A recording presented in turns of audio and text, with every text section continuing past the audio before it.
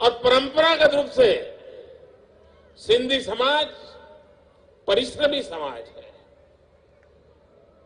बहुत मेहनत करने वाला समाज है। कितना ही धनी परिवार क्यों ना होगा, लेकिन वह भी कोई न कोई परिश्रम करता रहता है।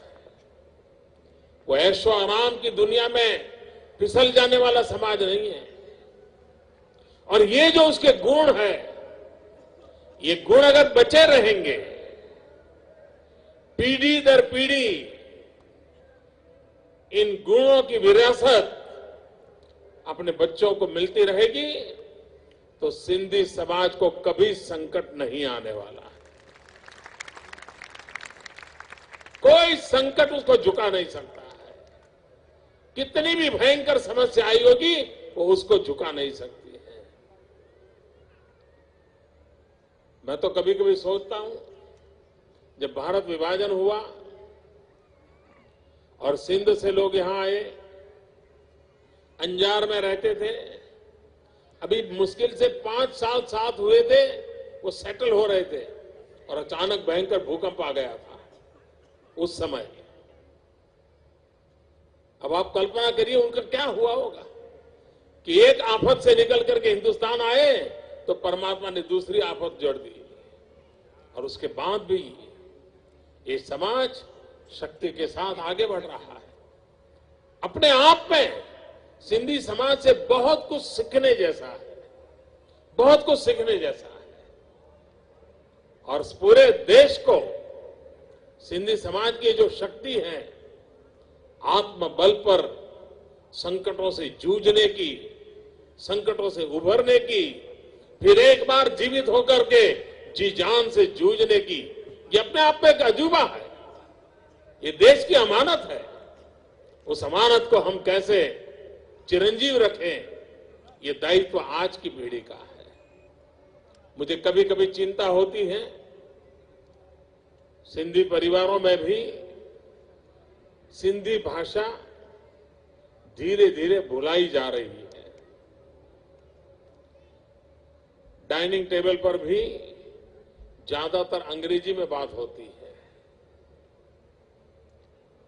ये बदलाव जरा चिंताजनक है। मेरी प्रार्थना है आपसे, आप अपनी भाषा न भूलें, अपनी भाषा न छोड़ें।